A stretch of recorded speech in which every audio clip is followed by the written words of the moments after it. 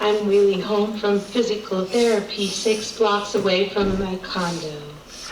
I pass by all the local boutiques filled with colorful sweaters and fall-scented candles, knowing that my scenery will change within hours.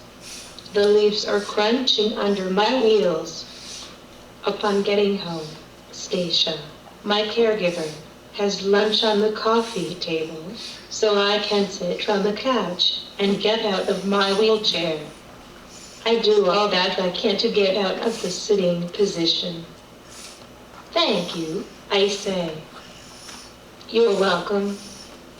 Stacia is in her early 30s with delicate features and blonde hair. We have worked together for 2 years, and our teamwork is flawless.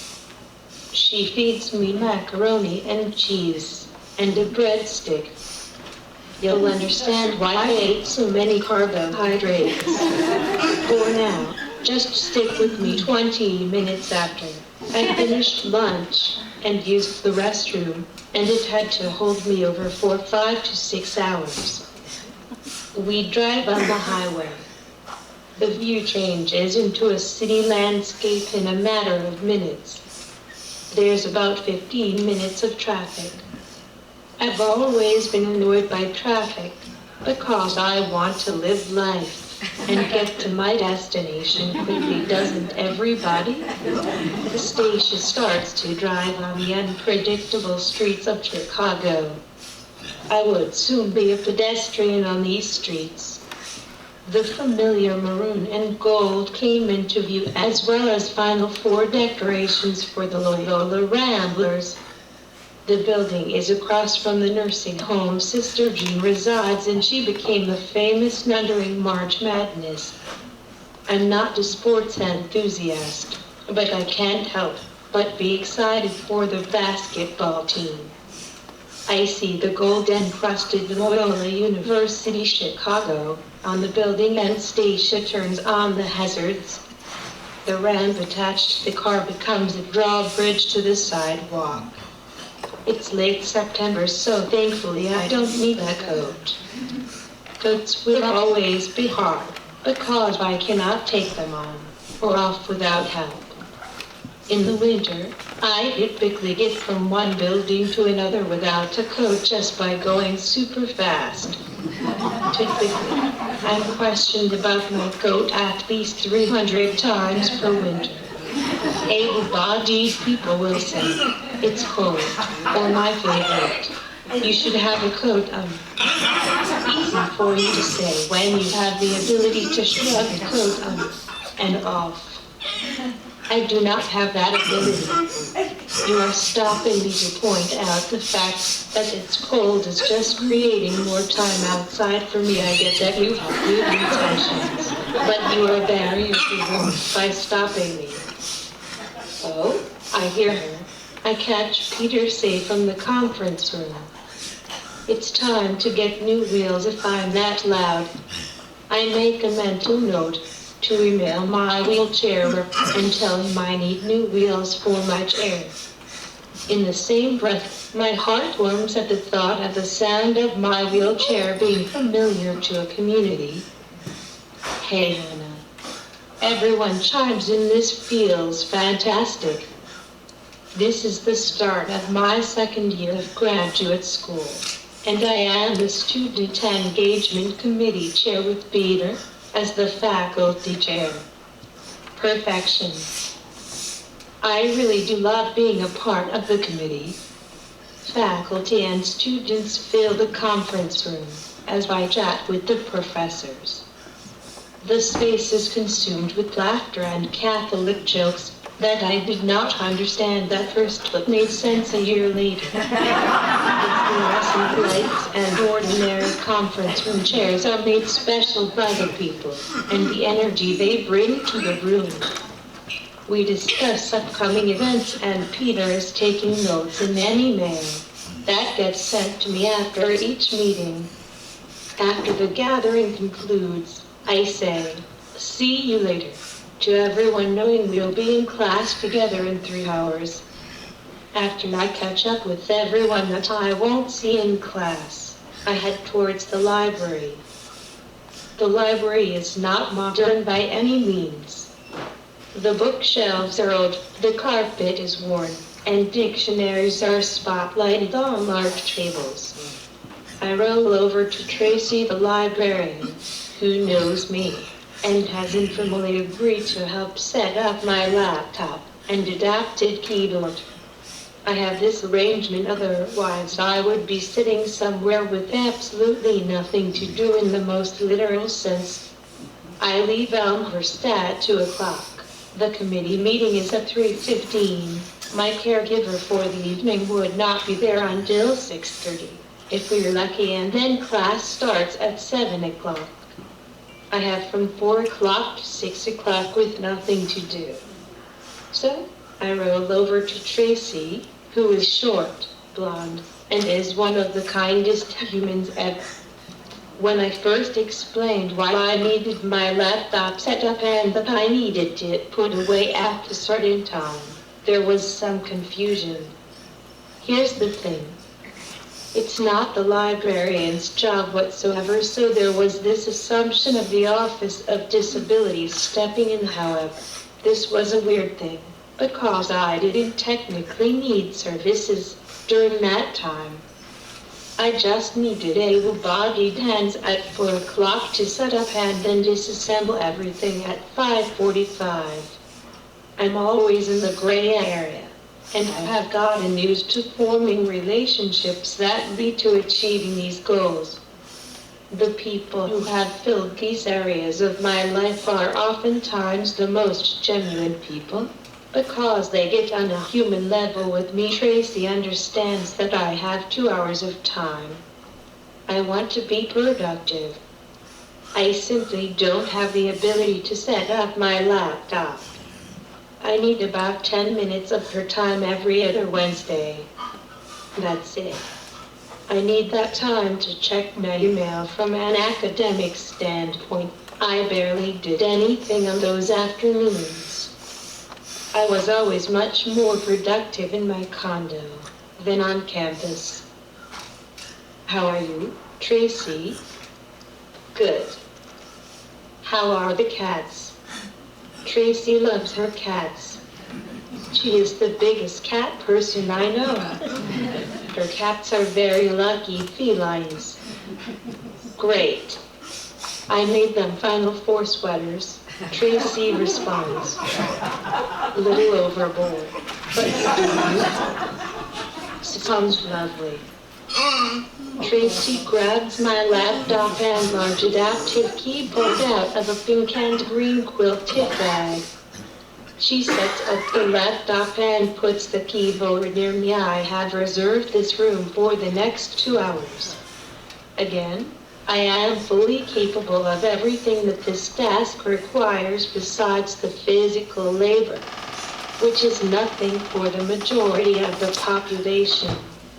I, however, cannot do it. A student ate, or I will be back at 5:45. Thank you. I really appreciate it, I say.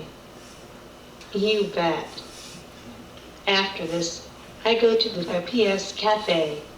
We had reserved a room for the graduate students who are on their way to class to provide fellowship and refreshments for everyone. I am responsible for preparing the PowerPoint that will be in the background.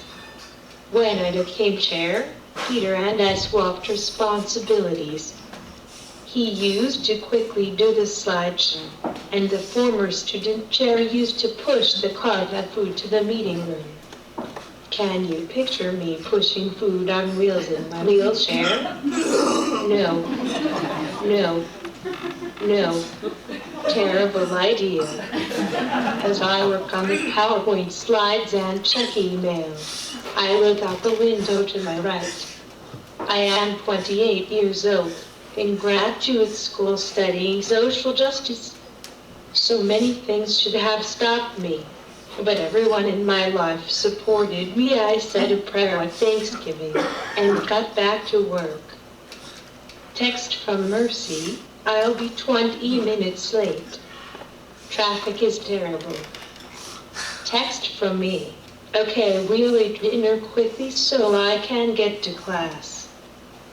It is rush hour in Chicago and traffic can be terrible. It is not Mercy's fault. It's that traffic that I really hate. This was why my lunch has to be so heavy. I ate at 1 o'clock and haven't gone to the bathroom or eaten anything since then. I can easily ask a fellow student for a bite at the cafe, which works in a bind, but if Mercy and I get 20 minutes to go to the bathroom and down a slice of pizza, it's more fulfilling. And honestly, it's a break for me to be with my caregiver and ask for things without an audience. Tracy comes in and puts away my laptop and keyboard. Is everything in its place? Tracy asks as she gives me the opportunity to glance inside. Yep. Thank you so much. I head to the classroom where the cafe is. Thanks for emailing me the PowerPoint, Peter says. You're welcome. It's nice to be the one who says you're welcome, for once. Students start to meandering, and I make sure to greet everybody, especially the individuals I don't know. The Institute of Pastoral Studies welcomes everyone regardless of sexual orientation, gender identity, religious background, etc. We have some students from South Africa and other unique places. I didn't realize how acclaimed this program was until I arrived. I knew I needed to get my master's degree for my resume to stand out, and this program made the most sense. I greet every individual. I love this role. After the cafe, I roll down to the lower level of the building. I check my texts and Mercy will be here in 15 minutes. It will be 6:40 when she arrives, and I have to watch everyone eat while I just sit here. Not fun. After what feels like an hour, I see Mercy. Her jet black hair thrown up in a messy bun, a sweatshirt on along with leggings. Here's the thing about Mercy. She is kind and extremely sweet, but to think about the quickest way to get food in me would never cross her mind. I have to do all the mental work when she is with me. How are you? I ask. Good. Long day with the preschoolers, Mercy says to me as I point to the cafeteria. I don't mind hearing about her day, but I have class in 20 minutes, and I'm starving. It takes a few minutes, but Mercy catches on to the fact that I am anxious to eat. I'm going as fast as I can, Mercy says, as she cuts the pizza. Finally. Thanks. I'm really hungry. She gives me an understanding look. I eat my pizza in 10 minutes. I have my long orthotics on, so using the restroom is fairly easy, but a challenge, nonetheless.